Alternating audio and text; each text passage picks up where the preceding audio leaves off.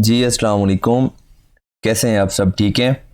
अच्छा जी, हम आज डिस्कशन स्टार्ट करने जा रहे हैं हमारे चैप्टर 11 की अकाउंट्स एंड एनुअल रिटर्न। ये हमारी फोर्थ ग्रेड का एक चैप्टर है। हमारी फोर्थ ग्रेड में से मेन दो चैप्टर्स इंक्लूडेड हैं, dividends and accounts and annual return. इन दो चैप्टर्स में से हमारे 15 to 20 मार्क्स आने हैं। आज हम चैप्टर डिस्कस जो करेंगे वो हमारा चैप्टर 11 है। इसके बाद हम डिस्कस करेंगे आपका चैप्टर 9, जो इसके अंदर हमारी जो डिविडेंड वाला पोर्शन है वो कवर्ड है। ये सबसे पहले कि चैप्टर जो हमारा 11 है, ये आपकी जो अकाउंटिंग में जो आप सारा कुछ पढ़ते हैं, एंट्रीज पास करते हैं, जर्नल एंट्री रिकॉर्ड करते हैं, आप लेजर्स प्रिपेयर करते हैं, ट्रायल बैलेंस प्रिपेयर करते हैं एंड फाइनेंशियल स्टेटमेंट्स प्रिपेयर करते हैं। अब हम वहाँ पर पढ़ते हैं उन चीज़ों को अकाउंटिंग के हवाले से। अब हम यहाँ पर पढ़ेंगे चैप्टर के अंदर हमारा जो पर्पज़ है, जो हमारा जो ऑब्जेक्टिव है, वो ये है कि लॉ ने बता दिया है कि एक रिक्वायरमेंट बता दी है कंपनी लॉ ने कि इस कंपनी ने इस बिजनेस ने ये अपने पास data, books of accounts, mean जो अकाउंटिंग इंफॉर्मेशन, जो सपोर्टिंग डॉक्यूमेंट्स हैं, जो ट्रांजैक्शंस हो रही होती हैं, वो अपने पास मेंटेन रखनी है। एंड किस कंपनी ने फाइनेंशियल स्टेटमेंट्स बनानी है, ठीक है, एंड किस कंपनी ने अपनी फाइनेंशियल स्टेटमेंट्स को ऑडिट करवाना है। एंड ऑडिट करवाने के बाद किस कंपनी ने कितने दिनों के अंदर जो वो ऑडिटेड फाइनेंशियल स्टेटमेंट्स हैं वो अपने ऑनर्स, मेंबर्स, शेयर होल्डर के सामने प्रेजेंट करनी है, उनसे अप्रूव करवानी है। ये जो हमारा पूरा चैप्टर है ये इन्हीं मैटर्स से क्या कर रहा है, आपका डील कर रहा है। ये हम स्टार्ट करते हैं कि हमारा जो ICAP, जो हमारा कंपनी लॉ है, वो books of accounts, books and papers को किस तरह से डिफाइन करता है। आपको पता है कि जो भी बिजनेस के अंदर ट्रांजैक्शंस हो रही होती हैं, सेल्स हो रही हैं, परचेज हो रही हैं, मतलब मैं प्रोडक्शन कर रहा हूं तो मेरा रॉ मटेरियल यूज़ हो रहा है, मेरी लेबर लग रही होती है। अब जब मैं उनको पेमेंट करता हूं, क्योंकि मैं कोई रॉ मटेरियल परचेज करता हूं तो मुझे परचेज इनवॉइस में मुझे क्या होती है, रिसीव होती है, ठीक है। उसको बेस बनाकर मैं क्या करता हूँ, अपने एक वाउचर बनाता हूँ, पेमेंट वाउचर बनाता हूँ और पेमेंट करके उस एंट्री को रिकॉर्ड कर देता हूँ, trade payable debit and cash या बैंक क्रेडिट। तो जो सारे पेपर्स हैं, जो सारी जो बुक्स हैं, इनको हम कहते हैं बुक्स ऑफ अकाउंट्स कहते हैं। हम पहले देखते हैं कि बुक्स एंड पेपर क्या है। Book and paper, and book और paper includes books of account, cost accounting records, deeds जो आपके कॉन्ट्रैक्ट्स हो रहे होते हैं, वाउचर्स जो आप प्रिपेयर करते हैं। वाउचर क्या होता है? ये एक डॉक्यूमेंट है जो आपकी, जिसको देखकर आप अपनी जर्नल एंट्री रिकॉर्ड करते हैं, ठीक है। जो हमारे पास वाउचर्स होते हैं टोटल 4 टाइप के, cash payment voucher, sorry 5 type के। कैश पेमेंट वाउचर, जब भी आप पेमेंट करेंगे जिस इनवाइस के अगेंस्ट, आप एक प्रिंटेड वाउचर होगा कंपनी का, ठीक है, उसको वो प्री नंबर्ड होता है। आप ऊपर इन सारी चीज़ें क्या करते हैं, रिकॉर्ड करते हैं, पेमेंट का पर्पस रिकॉर्ड करते हैं, डिस्क्रिप्शन रिकॉर्ड करते हैं, डेट रिकॉर्ड करते हैं, और जो भी आप चेक इशू कर रहे हैं तो चेक नंबर भी उस पर क्या करते हैं, पुट करते हैं। एंड उसके साथ आप जो रेलेवेंट इनवॉइस होती है, आप वो साथ क्या करते हैं, स्टेपल कर देते हैं। एंड फिर उस इंफॉर्मेशन को यूज करके आप क्या करते हैं, जर्नल एंट्री रिकॉर्ड करते हैं अकाउंटिंग के अंदर। Same for cash receipt voucher, जब आपको पैसे रिसीव होंगे, चेक रिसीव होगा, आप एक वाउचर बनाएंगे, आप लिखेंगे किस पार्टी से किस डेट को कितने पैसों का चेक हमें रिसीव हुआ है, ठीक है। ये आपका क्या होता है, कैश रिसीट वाउचर होता है। एंड फिर आपका एक होता है बैंक पेमेंट वाउचर, एक होता है आपका बैंक रिसीट वाउचर। फिर आपके होते हैं जनरल वाउचर्स, कि जब जो आप एडजस्टमेंट्स करते हैं एक्रूवल बेसिस पर, ठीक है। अगर आपने कोई एक्सपेंस रिकॉर्ड किया है, electricity expense debit, electricity expense payable credit, ये एक्रूवल्स का आपका एक्सपेंस है, तो इसके लिए भी आपने वाउचर तो अपने पास बनाना ही बनाना है सपोर्टिंग के लिए, जिसको बेस पर आप क्या कर रहे हैं, एक एंट्री को रिकॉर्ड कर रहे हैं। तो ऐसे वाउचर जिनमें कैश इन्वॉल्व नहीं होता, ऐसी ट्रांजैक्शन जिनमें कैश इन्वॉल्व नहीं हो रहा होता, उन ट्रांजैक्शंस के सपोर्टिंग के लिए जो हम वाउचर बनाते हैं वो हमारा होता है जर्नल वाउचर, जिसको हम JV भी कहते हैं। अगर आप इसको लिंक करें बुक्स ऑफ प्राइम एंट्रीज के अंदर, जो आपका होती हैं cash receipt book, cash payment book etcetera, and आपका एक 5th क्या होता है, जनरल जर्नल होता है, वो ये आपका क्या होता है, JV। हम वहीं पर रिकॉर्ड करते हैं, उसको हम क्या कहते हैं, JV। जो उसका सपोर्टिंग डॉक्यूमेंट होता है उसको हम जर्नल वाउचर कहते हैं। राइटिंग्स, डॉक्यूमेंट्स, मिनट्स मीन जब भी आप मीटिंग्स कॉर्पोरेट वर्ल्ड के अंदर, कंपनी लॉ के अंदर या बिजनेस के अंदर, हम कहते हैं मिनट्स उसको कहते हैं। जब भी बिजनेस में कोई मीटिंग होती है बोर्ड ऑफ डायरेक्टर्स की या शेयर होल्डर्स की या मैनेजमेंट की, जो उसकी समरी जो नोट करते हैं, एक रजिस्टर बना रहे होते हैं, उस रजिस्टर को जहां पर उस मीटिंग के मेन इंपॉर्टेंट पॉइंट्स या मेन डिसीजन को वो लिखते हैं, रिकॉर्ड करते हैं, उसको हम क्या कहते हैं, मिनट्स कहते हैं। And registered maintained in on paper और इलेक्ट्रॉनिक फॉर्म। ये सारी चीज़ें किस में इन्वॉल्व आपकी इंक्लूड होती हैं, बुक्स एंड पेपर के अंदर। अब नेक्स्ट क्या चीज़ है जी, बुक्स ऑफ अकाउंट। कि बुक्स ऑफ अकाउंट क्या है, ये सारी वही चीज़ें हैं जो आप अकाउंटिंग में पढ़ चुके हैं। अब यहाँ पर वो कंपनी लॉ के अकॉर्डिंगली कंपनी लॉ को किस तरह डिफाइन कर रहा है, हम वो देख रहे हैं। Books of account include records maintained in respect of all sum of money received and expended by a company and matters in relation to which the receipts and expenditure take place। जितने भी पैसे company को receive हुए हैं पूरे साल में, या जितने भी पेमेंट्स कंपनी ने पूरे साल में की हैं, उनके अगेंस्ट जितने भी रिकॉर्ड्स हैं, डॉक्यूमेंट्स हैं, जो रेलेवेंट सपोर्टिंग डॉक्यूमेंट्स हैं, वो आपकी क्या आती हैं, बुक्स ऑफ अकाउंट में आती हैं जी। पेमेंट्स के अगेंस्ट आपके पास सपोर्टिंग डॉक्यूमेंट्स क्या हो सकते हैं। लेट्स सी कि आपने इन्वेंट्री परचेज की है, उसके अगेंस्ट आपने पेमेंट की है, ठीक है, तो उस पेमेंट के अगेंस्ट आपके पास बुक्स ऑफ अकाउंट का रिकॉर्ड क्या हो सकता है, परचेज इनवाइस, जो आपके क्लाइंट ने आपको साथ में भेजी होगी, ठीक है, वो आपकी क्या होगी, परचेज इनवाइस क्या होगी, सपोर्टिंग होगी, ठीक है। परचेज इनवाइस को साथ और फर्दर सपोर्ट करने के लिए जो अब आपने गुड्स रिसीव की होंगी, जिस बंदे ने रिसीव की होंगी उसने GRN बनाया होगा, गुड्स रिसीविंग नोट बनाया होगा, वो भी आपकी जो है परचेज इनवाइस के साथ अटैच्ड होगा। जब आपने पेमेंट की होगी बाय चेक, तो चेक की एक कॉपी आपने उस स्लिप के साथ, जिसके अगेंस्ट, जिस ट्रांजैक्शन के अगेंस्ट, जिस इनवाइस के अगेंस्ट आप पेमेंट कर रहे हैं, आपने उस इनवाइस के साथ उस चेक की कॉपी को भी अटैच कर लिया होगा।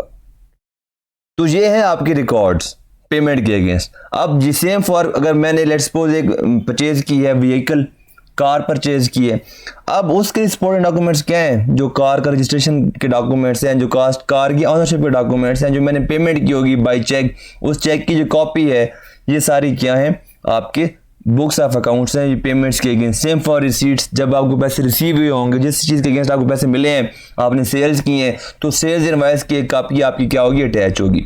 जो आपने वाउचर बनाया होगा, वाउचर सबसे टॉप पे वाउचर लगा होता है, फिर नीचे चेक लगा होगा, चेक की कॉपी लगी होगी, जो आपने चेक आपको जो रिसीव हुआ होगा नीचे वो लगा होगा, उसके बाद आपकी सेल इनवाइस लगी होगी, फिर आपका GDN गुड्स डिस्पैच नोट। जब आपने गुड्स डिस्पैच की होंगी तो आपने एक बनाया होगा जिसके ऊपर क्वांटिटी लिखी होगी, और वो क्वांटिटी आपकी सेल इनवाइस की क्वांटिटी से मैच करनी चाहिए, ठीक है। तो ये आपके क्या होते हैं, सारे सपोर्टिंग डॉक्यूमेंट्स होते हैं। फिर कह रहा है all sales and purchase of goods and services by the company.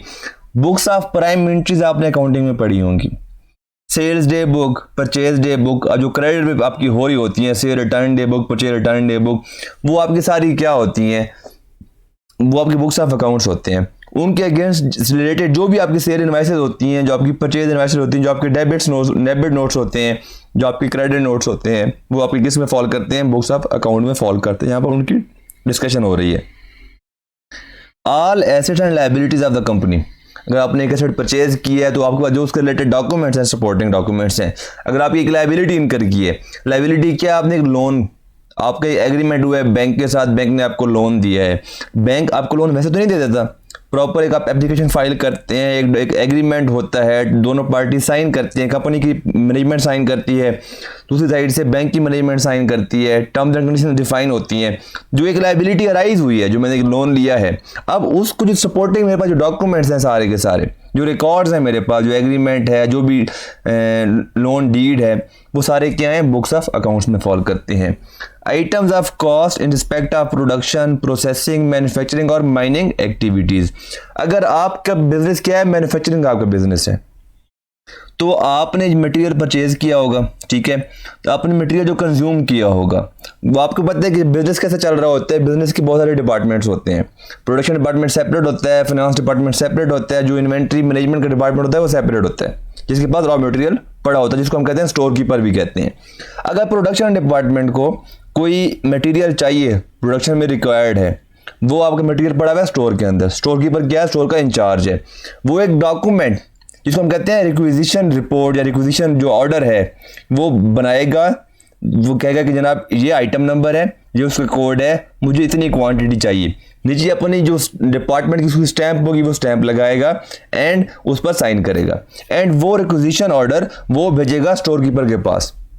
Store keeper उसको देखेगा, ठीक है, एंड वो देखने के बाद क्या मेरे पास अवेलेबल है, अगर अवेलेबल है तो वो इशू कर देगा एंड साथ में वो एक गुड डिस्पैच नोट टाइप कि मेरे डिपार्टमेंट से ये चीज़ निकल कर दूसरे डिपार्टमेंट में जा रही है एंड जो पर्सन उस गुड्स को रिसीव करने आया होगा, जो लेने आया होगा, उससे उस पर साइन करवाएगा, हाँ जी मैंने ये डॉक्यूमेंट्स रिसीव कर लिए हैं। तो विद इन बिजनेस भी क्या हो रही होती है, सारे विद इन डिफरेंट डिपार्टमेंट्स के अंदर जो चीज़ें एक्सचेंज होती हैं, ट्रांसफर होती हैं, तो प्रॉपर डॉक्यूमेंटेशन होती है। इसको हम क्या कहते हैं, इंटरनल कंट्रोल्स कहते हैं, एसओपी स्टैंडर्ड ऑपरेटिंग प्रोसीजर्स कहते हैं। आप ऑडिट में ये चीज़ पढ़ेंगे, ठीक है। जो ये सारी डॉक्यूमेंटेशन हो रही होती है फॉर प्रोडक्शन या प्रोसेसिंग के अंदर, तो वो भी आपके किस में फॉल करते हैं, बुक्स ऑफ अकाउंट्स में फॉल करते हैं। तो ये था आपकी डेफिनेशन बुक्स ऑफ अकाउंट्स की। ये नेक्स्ट टर्म है फाइनेंशियल ईयर है, ठीक है। इन शॉर्ट फाइनेंशियल ईयर उस पीरियड को कहते हैं जिस पीरियड की आप फाइनेंशियल स्टेटमेंट्स बना रहे होते हैं, प्रेजेंट कर रहे होते हैं। जो आपका चैप्टर है मीटिंग्स वाला, उसमें आपने पढ़ा है कि आपकी मीटिंग होती है 3 तरह की होती है, स्टैट्यूटरी मीटिंग, ठीक है, आपकी फिर एक्स्ट्रा ऑर्डिनरी मीटिंग एंड आपकी एनुअल जनरल मीटिंग। जो स्टैट्यूटरी मीटिंग है वो फर्स्ट जिंदगी जो कंपनी की लाइफ में सिर्फ एक दफ़ा होती है। जो एक्स्ट्रा ऑर्डिनरी जनरल मीटिंग है वो किसी भी टाइम हो सकती है, साल में 4 दफ़ा भी हो सकती है, 5 दफ़ा भी हो सकती है, ठीक है। एंड जो एजीएम है, एनुअल जनरल मीटिंग, वो मीटिंग होती है जो साल में एक दफ़ा लाजमी होती है, जिसमें एक फाइनेंशियल ईयर के फाइनेंशियल स्टेटमेंट्स, जो एक पीरियड की फाइनेंशियल स्टेटमेंट जब बनती हैं, जब एक फाइनेंशियल ईयर एंड होता है, मैं कहता हूं कि 30 जून को मेरा क्या हो रहा है, फाइनेंशियल ईयर एंड हो रहा है, तो 30 जून के बाद 120 दिन के अंदर कंपनी ने क्या करनी होती है, अपनी एजीएम क्या करनी होती है एनुअल जनरल मीटिंग करनी होती है, जिसमें वो उस पिछले साल के पिछले फाइनेंशियल ईयर की क्या करती है, फाइनेंशियल स्टेटमेंट्स को मेंबर्स के सामने, शेयर होल्डर्स के सामने प्रेजेंट करती है। हम ये आगे पढ़ेंगे, ठीक है, हमारे इस चैप्टर का वो पोर्शन है। Financial year in relation to a company और any other body corporate. Body corporate की डेफिनेशन आपके चैप्टर 1 में गिवन है। कंपनी एक स्मॉल टर्म है, ठीक है, जिसमें वही चीज बिजनेस इंक्लूड है जो कंपनी लॉ के अंदर, कंपनीज एक्ट के अंदर आईसीसीपी के साथ एज ए कंपनी रजिस्टर्ड है। जबकि बॉडी कॉर्पोरेट में, बॉडी कॉर्पोरेट थोड़ी सी एक ब्रॉडर टर्म है, जिसके अंदर आपकी कंपनी भी इंक्लूडेड है, आपकी कोई फॉरेन कंपनी भी इंक्लूडेड है जो पाकिस्तान में काम कर रही है, ठीक है ना, एंड आपकी जो बैंकिंग कंपनीज हैं, आपको पता है कि जो बैंक होते हैं वो रजिस्टर होते हैं according to banking company ordinance, ठीक है। तो वो जो है वो अगर मैं सिर्फ कंपनी की बात, जब जहां पर कंपनी का जिक्र होगा तो वहां पर वो चीज बैंक पर अप्लाई नहीं हो रही होगी। जहां पर बॉडी कॉर्पोरेट का जिक्र होगा तो वहां पर जो बॉडी कॉर्पोरेट में जो चीज इंक्लूडेड है, तो वो प्रोविजन रेलेवेंट लॉ, वो जो टर्म है, वो पूरी जो चीजें बॉडी कॉर्पोरेट में इंक्लूडेड है सब पर अप्लाई हो रही होगी। तो यहाँ पर जो फाइनेंशियल ईयर की डेफिनेशन है ये कंपनी पर भी एंड बॉडी कॉर्पोरेट दोनों पर क्या हो रही है, अप्लाई हो रही है। Means the period in respect of which any financial statement of the company or body corporate as the case may be। जितने पीरियड की, 10 मंथ का भी हो सकता है, 7 मंथ का भी हो सकता है, 12 मंथ का भी हो सकता है, ठीक है, let before it in general meeting is made up whether that period is a year और नॉट। अब एक साल से ज्यादा कब हो सकता है हम आगे जाकर पढ़ेंगे, एंड एक साल से कब कम कैसे हो सकता है हम वो भी आगे जाकर पढ़ेंगे। जब जितने भी पीरियड की financial statements annual general meeting में प्रेजेंट की जा रही हो, उस पीरियड को हम क्या कहेंगे, फाइनेंशियल ईयर कहेंगे। क्लियर। अब आपके पास नेक्स्ट है बुक्स ऑफ अकाउंट। तो मेरे पास समझ लिया कि बुक्स ऑफ अकाउंट क्या है, कि जो भी बिजनेस लेन देन करेगा उस लेन देन के अगेंस्ट के बदले में जो उनके पास एक डॉक्यूमेंट्स आएंगे, जब जो भी उनके पास डॉक्यूमेंटेड रिकॉर्ड होगा, बेशक वो इलेक्ट्रॉनिक फॉर्म में है या वो फिजिकल फॉर्म में, हार्ड फॉर्म में है, उसको हम क्या कहते हैं, बुक्स ऑफ अकाउंट्स कहते हैं। अब आगे लॉ कहता है कि बुक्स ऑफ अकाउंट्स जो कंपनी के पास है वो बनाए हैं। अब उस रिकॉर्ड को, उन डॉक्यूमेंट्स को कंपनी ने अपने पास क्या मेंटेन करना है। जब एक ट्रांजैक्शन की, रिकॉर्ड की, उस पेपर को फाड़ के आग लगा दी या बाहर फेंक दिया, लॉ कहते हैं नहीं, आपने, किसी भी कंपनी ने अपने बुक्स ऑफ अकाउंट को एटलीस्ट 10 साल तक मेंटेन रखना है। मीन कि 2022, अब हम 2022 में हैं, कि मेरे लेट्स मैं कहता हूं कि 31 दिसंबर 2021 था मेरा रिपोर्टिंग पीरियड, फाइनेंशियल ईयर का एंड था, मीन जनवरी 1 2021 से लेकर 31 दिसंबर 2021 तक। अब वो जो टेन्योर है, वो जो पीरियड है, उस पीरियड के जितने मेरे पास रिकॉर्ड्स हैं, अकाउंटिंग रिकॉर्ड्स हैं, बुक्स ऑफ अकाउंट्स हैं, वो मैंने नेक्स्ट 10 ईयर्स तक अपने पास मेंटेन रखने हैं एट लीस्ट। ये मिनिमम रिक्वायरमेंट है। इससे अब आपकी मर्जी है, 20 साल कंपनी खुद मेंटेन करती है, 25 साल करती है, वो लॉ की रिक्वायरमेंट नहीं है।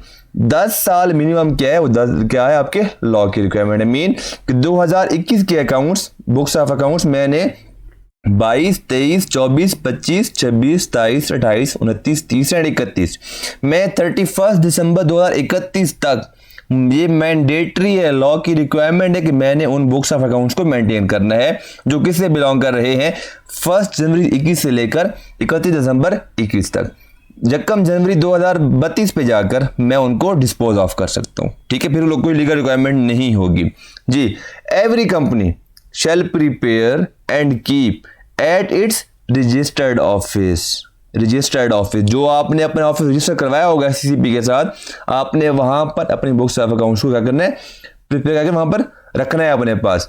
एंड अदर रेलेवेंट बुक्स, जो भी आपके रेलेवेंट बुक्स होंगी एंड जो आपने फाइनेंशियल स्टेटमेंट्स बनाई होंगी, ठीक है, वो आपने क्या करनी है नेक्स्ट 10 ईयर्स तक, जहां पर टाइम की रिक्वायरमेंट है, time period, the books of accounts of every company relating to a period of not less than 10 financial years immediately preceding a financial year, कि मैं जिस साल की मैं जिक्र हो रहा है, उस साल के एंड होने के बाद नेक्स्ट जो 10 ईयर्स होंगे, वो आपने क्या करने हैं, उनको अपने पास मेंटेन करना है। जैसे भी आपको मैंने एग्जांपल दी थी, सेम एग्जांपल है।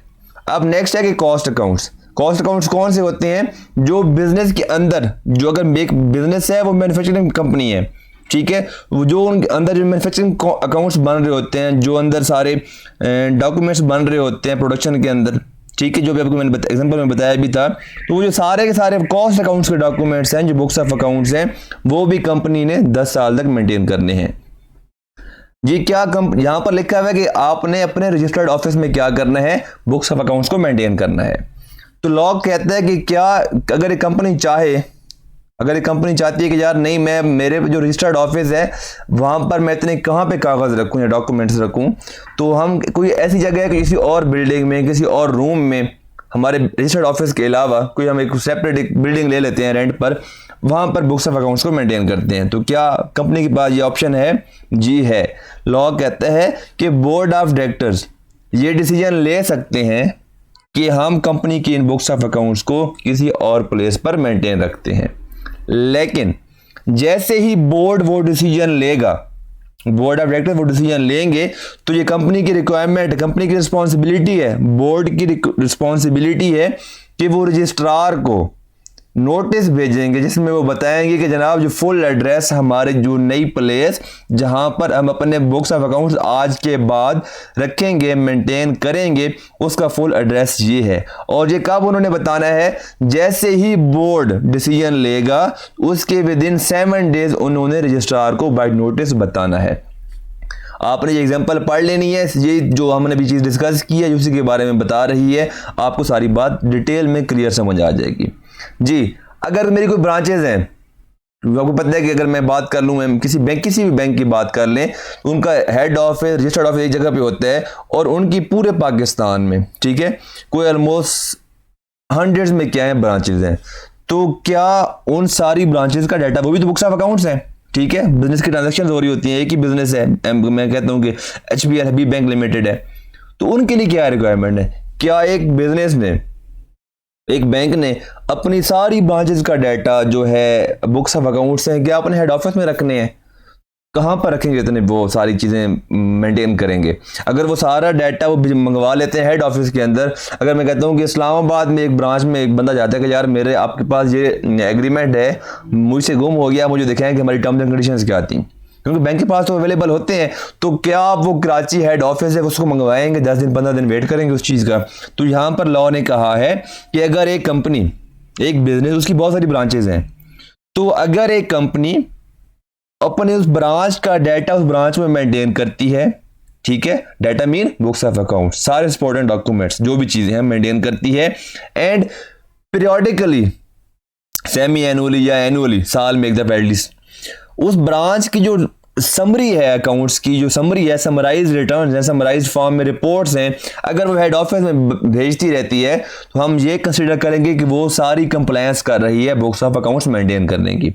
ठीक है, बेशक वो पाकिस्तान से बाहरी ब्रांच क्यों नहीं है, अगर वो पाकिस्तान से बाहर कोई ब्रांच है, अगर वो वहाँ से पीरियोडिकली एक समरी टाइप बनाकर भेजती है कि हाँ जी हमारे ये ट्रांजेक्शन हुई हैं, ये इनकम्स हैं, ये एक्सपेंसेस हैं, ये एसेट्स हैं, ये लाइबिलिटीज़ हैं, ये इक्विटीज़ हैं, समरी बनाकर भेजती है। ठीक है, एंड वहाँ पर अपने पास अगर वो सारी चीज़ें मेंटेन रखती है तो ये कंसिडर किया जाता है कि कंपनी, वो ब्रांच जो इस सेक्शन की रिक्वायरमेंट है बुक्स ऑफ अकाउंट मेंटेन करने की, उसकी कंप्लायंस कर रही है।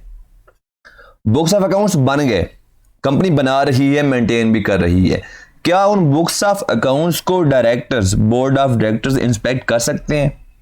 जी कर सकते हैं। अगर वो पाकिस्तान में है, ठीक है, कंपनी की ब्रांचेस सारी पाकिस्तान में है, हेड ऑफिस पाकिस्तान में है, तो उस केस में books of accounts and other books and papers maintained by the company within Pakistan shall be open for inspection by any director during business hours।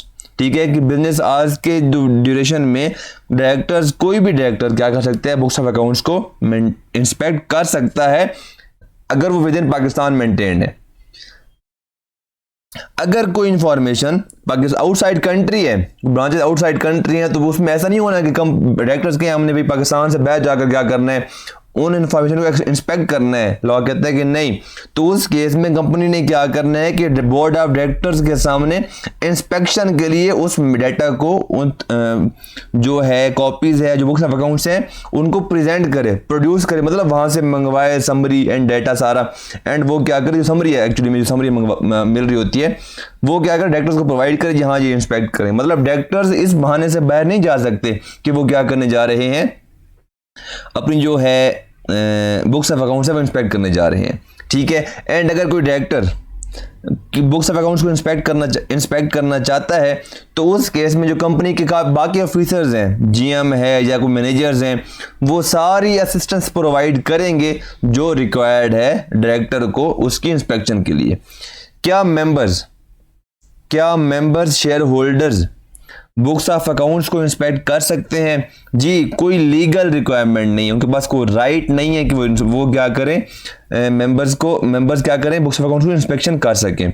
लेकिन कंपनीज एक्ट बाद में या डायरेक्टर्स अलाउ कर सकते हैं कि हाँ जी आप क्या करें, इनको इंस्पेक्ट कर सकते हैं। जी, टाइम पीरियड क्या है, अभी हम पहले पढ़ चुके हैं कि आपने 10 साल तक क्या करना है, अपने बुक्स ऑफ अकाउंट्स को मेंटेन करना है।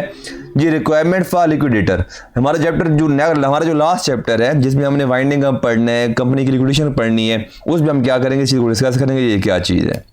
जी, अब हम देखते हैं कि फाइनेंशियल स्टेटमेंट्स, आपने अकाउंटिंग में फाइनेंशियल स्टेटमेंट्स पढ़ी हैं, बनाई भी होंगी, वहाँ पर अपने अकाउंटिंग में पढ़ा होगा कि आपकी कौन सी फाइनेंशियल स्टेटमेंट्स है, 5 हैं। Income statement, balance sheet, statement of changes in equity, आपकी 4th है कैश फ्लो स्टेटमेंट, 5th है नोट्स ऑफ फाइनेंशियल स्टेटमेंट्स। लेकिन अगर आप यहाँ पर देखें तो यहाँ पर आपकी जो कंपनी लॉ ने जो बनाकर रखी है 1 2 3 4 5 6 7, ठीक है। अब देखते हैं कि कितना डिफरेंस है हमारी अकाउंटिंग की फाइनेंशियल स्टेटमेंट्स के अंदर जो उन्होंने डिफाइन किए हैं, एंड जो हमारा कंपनी लॉ में कहता है कि कंपनी ने ये चीज़ें बनानी है, तो वो क्या है। जी, financial statements in relation to a company includes a statement of financial position as at the end of the period, mean balance sheet। दूसरी कौन सी है, स्टेटमेंट ऑफ प्रॉफिट और loss and other comprehensive income. हम accounting में क्या पढ़ते हैं, statement of other comprehensive income, वो उसका नाम है अकॉर्डिंग टू IFRS। लेकिन कंपनी लॉ कहता है कि पाकिस्तान में अगर कोई कंपनी है जो कि प्रॉफिट अर्न करती है, प्रॉफिट ओरिएंटेड है, NGO नहीं है, तो उसने जब अपनी इनकम स्टेटमेंट बनानी है तो उसका क्या नाम रखना है, स्टेटमेंट ऑफ प्रॉफिट और लॉस। अगर आप कोई भी उठा लें, ठीक है, आप कोई भी कंपनी उठा लें, उसके फाइनेंशियल स्टेटमेंट उठा लें स्टॉक एक्सचेंज से, तो आप पाकिस्तान की हो, तो आप देखेंगे कि उन्होंने क्या नाम रखा होगा अपने इनकम स्टेटमेंट का, स्टेटमेंट ऑफ प्रॉफिट और लॉस। ऐसे कोई आइटम है जो फॉल कर रहे हैं आपके अदर कम्प्रीहेंसिव इनकम में, जैसे कि आपकी रिवैल्यूएशन, ठीक है, आपके और भी काफ़ी सारे गेन्स हो सकते हैं जो आपके आप फॉल करते हैं इस पोर्शन के अंदर अदर कम्प्रेहेंसिव इनकम के अंदर।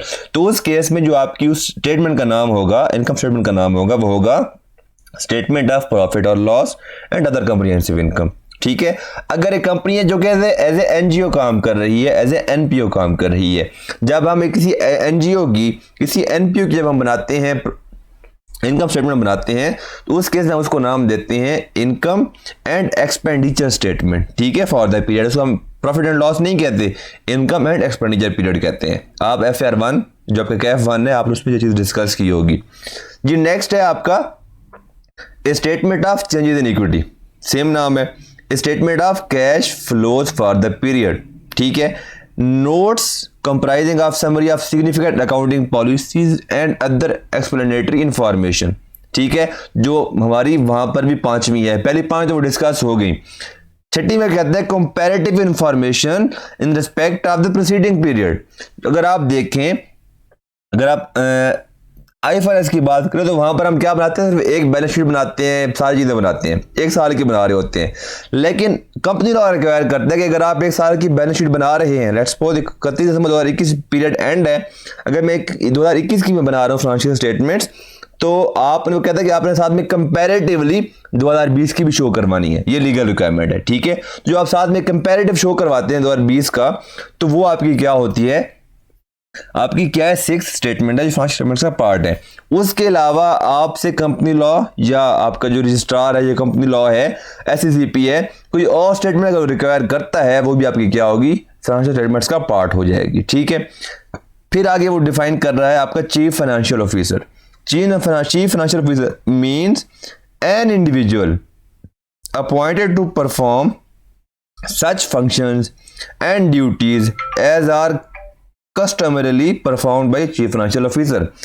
अब ये हम डिटेल में डिस्कस करेंगे, जो हमारा जो चैप्टर है मैनेजमेंट वाला, ठीक है, उसमें हम क्या करेंगे, डिस्कस करेंगे चीफ फाइनेंशियल ऑफिसर के क्या टास्क होते हैं, क्या रिस्पॉन्सिबिलिटीज होती हैं। ठीक है, अब जो हमारा नेक्स्ट है वो है फाइनेंशियल स्टेटमेंट्स क्या होती हैं जी। हम क्या करेंगे, फाइनेंशियल स्टेटमेंट्स, ऑथराइजेशन, उनका साइन किसने करने हैं, क्वार्टरली अकाउंट्स, ये हम डिस्कस करेंगे हमारी नेक्स्ट वीडियो के अंदर। हमारे जो आज की वीडियो का जो हमने चीज़ डिस्कस करनी थी आज के लिए वो इनफ ही है। Thank you so much.